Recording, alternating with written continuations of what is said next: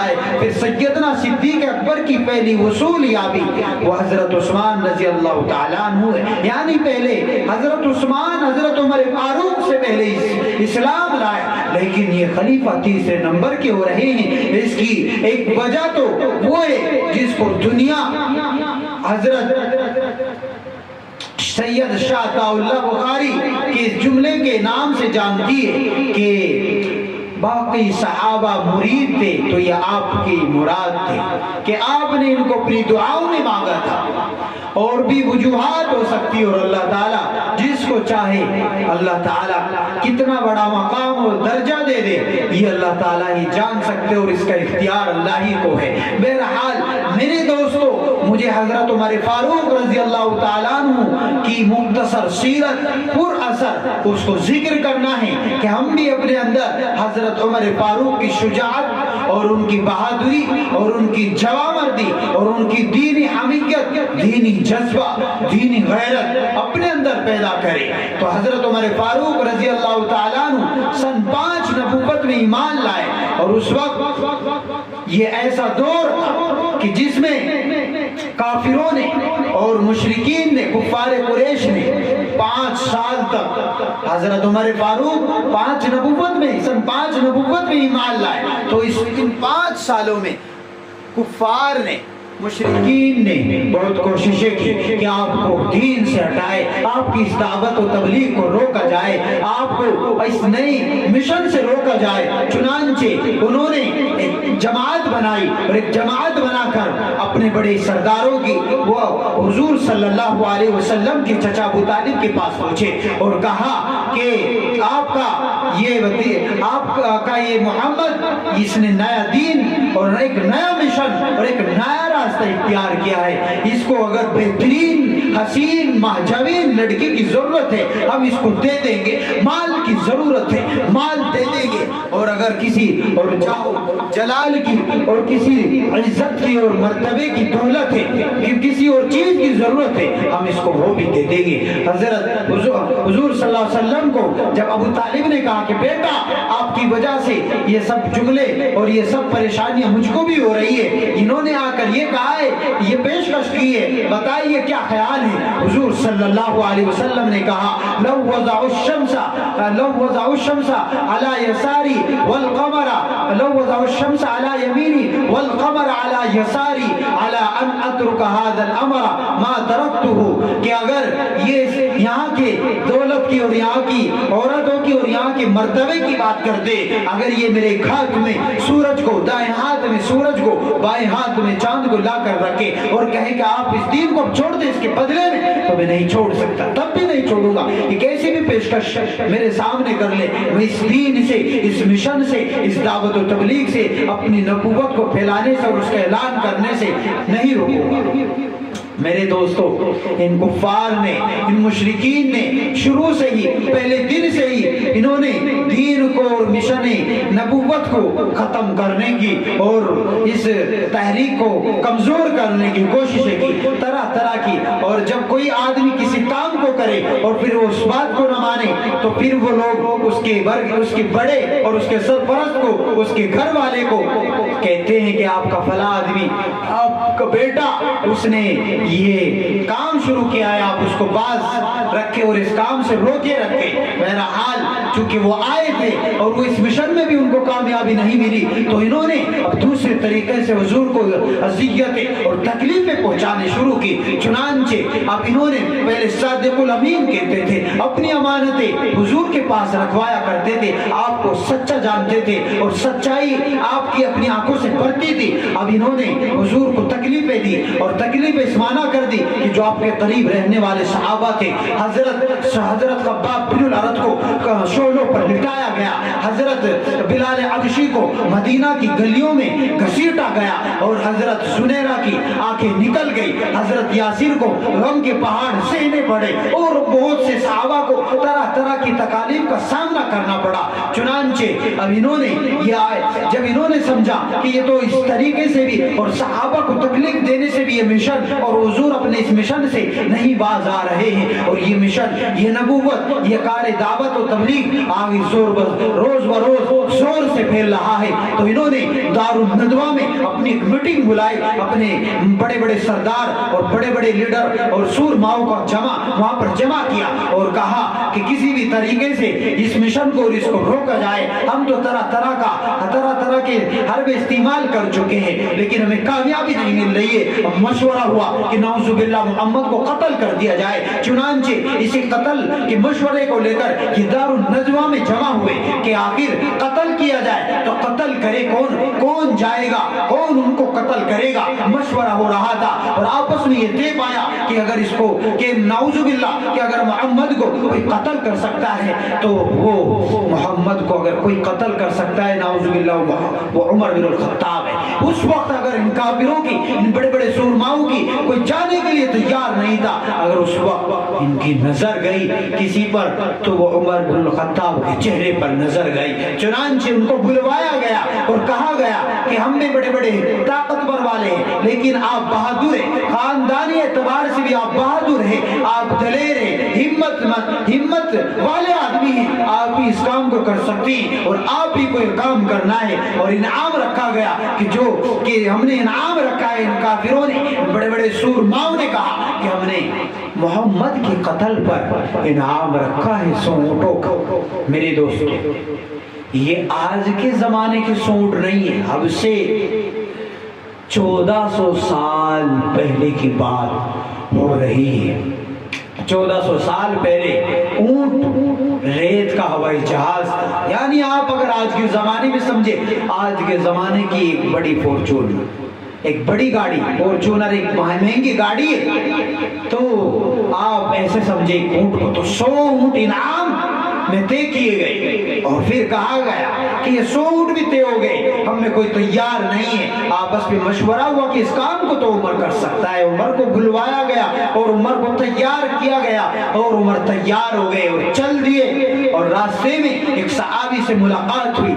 सहाबी ने पूछा, उमर आज क्या इरादा है, कहाँ जा रहे हो? कहा कि तुम्हारे नबी की कत्ल का इरादा है। उन सहाबी को चूंकि हजरत उमर के घर की कंडीशन, उनकी हालत मालूम थी कि घर में हजरत उमर की बहन फातिमा वो इस्लाम ले आई है। कहा पहले उमर तुम अपने घर के तो खबर लो, बाद में आप ये आगे का सिलसिला इसको बढ़ाना। तो हजरत उमर घर गए, देखा कि बहन फातिमा कुरान पढ़ रही है। हजरत उमर दरहम हो गए और गुस्सा हुए और बहन से कहा क्या पढ़ रही है? कहा कि मैं कुरान पढ़ रही हूँ, अल्लाह की किताब पढ़ रही हूँ। कहा कि मुझे दिखाओ। मना कर दिया फातिमा ने, कहा कि नहीं दिखाऊंगी। हजरत उमर ने तमाचा मारा और मारपीट शुरू हुई। हजरत उमर को हजरत फातिमा ने कहा कि जिस खत्ताब का तू बेटा है उसी खत्ताब की मैं बेटी हूँ। जिस माँ की छाती से तूने दूध पिया है उसी माँ की छाती से मैंने भी दूध पिया है। मैं नहीं दिखा सकती जब तक कि तू कुफर शिर्क से नहीं निकल आएगा और तू पाक नहीं हो जाएगा, गुस्ल नहीं कर लेगा। कहा कि प्यारी दिखा तो कहा कि गुस्ल कीजिए, पाक साफ होइए। बहरहाल जब ये कलिमात सुने हजरत उमर ने कि जिस खत्ताब का तू बेटा है उसी खत्ताब की मैं बेटी हूँ। जिस माँ की छाती से तूने दूध पिया है उसी माँ की छाती से मैंने दूध पिया है। किसी भी तरीके से बहन हटने के लिए तैयार नहीं है। बहन की पिटाई कर दी गई और वो जख्मी हो गई है। तो चूंकि अकलौती बहन थी, एक ही बहन थी, तरस आया। और ये बात वही लोग समझ सकते हैं जिनकी एक बहन हो और उनके सीने में बहन के दुख और दर्द का एहसास हो। बहरहाल उनको तरस आया, रहम आया। बहरहाल औरत जात होती है। बहरहाल अगर बहादुर हजरत उमर थे तो बहन भी बहादुर थी हजरत फातिमा। तो हजरत इनके शोहर सईद वो भी घर पर ही थे हजरत फातिमा के। अब गुस्ल किया, गुस्ल करने के बाद चूंकि हजरत फातिमा इसी को पढ़ रही थी, ताहा मा अंज़लना अलैकल कुरआन लितशक़ा इल्ला तज़किरतन लिमन यख़शा तंज़ीलन मिम्मन ख़लक़ल अर्ज़ वस्समावाति उला। इसमें पढ़ा हजरत उमर ने अल्लाह ताला की बड़ाई, उसकी किबरियाई और उसकी बुजुर्गी और उसकी बरतरी और उसकी बालातरी का जिक्र है। अल्लाह ताला वो है जिसने आसमान को बुलंदी दी, जमीन को पस्ती दी। अब ये कलिमात, ये आयात पढ़ी तो हजरत उमर के सीने पर असर हुआ। कहा कि मुझे भी ले चलो दरबारे मोहम्मद में। चल दिए। इधर حضرت حمزہ وہ بھی اسلام لے آ چکے تھے اور حضور دار ارقم میں تشریف فرما تھے، اور حضور کو حضرت جبرائیل کے واسطے سے مطلع کر دیا گیا تھا کہ عمر آ رہا ہے۔ پہلے سر لینے کے ارادے سے آ رہا تھا اور اب سر دینے آ رہا ہے۔ بہرحال حضرت عمر آئے، حضرت حمزہ نے دیکھ لیا کہ عمر آ رہا ہے، تلوار اپنے آستینیں چڑھا لی، چونکہ حضرت امیر حمزہ اپنے وقت کی پہلوان تھے، طاقتور تھے، کہا کہ میں نمٹوں گا آج اس سے۔ حضرت امیر حمزہ کو حضور نے فرمایا کہ نہیں، ہاتھ آستینیں مت چڑھاؤ اور رک جاؤ، آج ہم خود حضرت عمر سے ملاقات کریں گے۔ حضور صلی اللہ علیہ وسلم نے حضرت عمر کو اپنی